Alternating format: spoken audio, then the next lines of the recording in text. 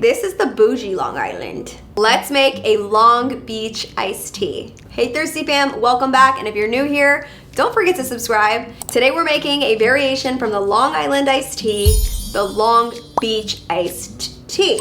This one I would say is a little bit more refreshing, it's a little lighter. The mint sprig really takes this cocktail to the next level. For this cocktail, you're going to need all of the usual suspects in a Long Island iced tea, but it does not include a cola. Instead, this one is topped with cranberry juice. That's what gives it its beautiful pink color. If you are the type of person who likes a vodka cranberry, I think you'll really be into this one. It's good. This cocktail is made with vodka, rum, gin, tequila, triple sec, sour mix, and cranberry juice. If you want to make this cocktail alongside me, go to bottlerover.com and get some booze delivered to your door. Today I'm using my Bar Deluxe cocktail shaker kit. This kit actually has everything that we need for this cocktail and more. It even includes pour spouts. And the pour spouts are pretty. Am I the only one who cares about pretty pour spouts? I don't know.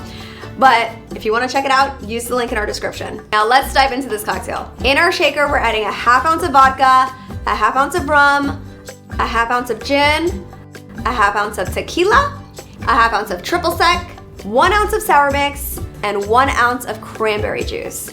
We're gonna give this a good shake. You can roll this one directly into your serving glass, but we're gonna strain it, garnish with a lime and a mint sprig. Let me know in the comments which cocktail you wanna see me make next.